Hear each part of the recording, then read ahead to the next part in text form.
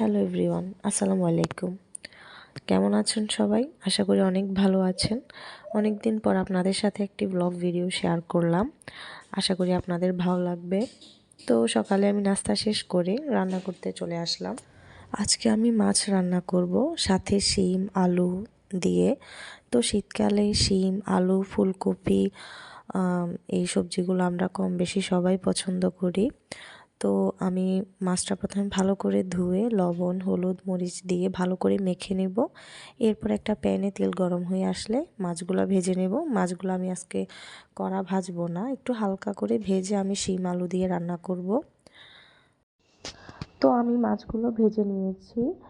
এরপর আমি একটি প্যানে একটু তেল দিয়ে পেঁয়াজ রসুন যে মশলাগুলো দেওয়া দরকার সব কিছু দিয়ে একটু ভালো করে নেড়েচেড়ে মিশিয়ে নেব।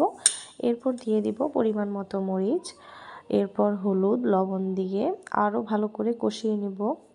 নেওয়ার পরে ওটাতে একটু পানি দিয়ে দিব যাতে মশলাটা পুড়ে না যায়। এরপর মশলাটা কষানো হয়ে গেলে যখন মশলা থেকে তেল ছেড়ে দিবে তখন এতে দিয়ে দিব শিম আলু।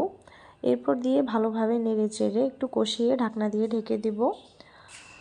মশলার পানিটা শুকিয়ে এলে এতে আমি দিয়ে দিব পরিমাণ মতো গরম পানি দেওয়ার পরে আমি যে ভেজে রাখা মাছগুলো রেখেছিলাম সেগুলো দিয়ে দিব। এরপর আমি দিয়ে দিব কিছু টমেটো কুচি। যখন মাছটা টমেটো দিয়ে রান্না করা হয় আমার কাছে খুবই ভালো লাগে।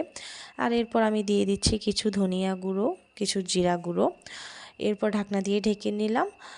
আর নামানোর আগে জাস্ট আপনার ধনিয়া পাতা কুচিটা দিয়ে দিবেন, আর কিছুরই দরকার নাই। তো আমার এই ছোট্ট ব্লগ ভিডিওটা কেমন লেগেছে অবশ্যই কমেন্ট করে জানাবেন। আর ভালো লাগলে অবশ্যই লাইক কমেন্ট শেয়ার করবেন। Thank you for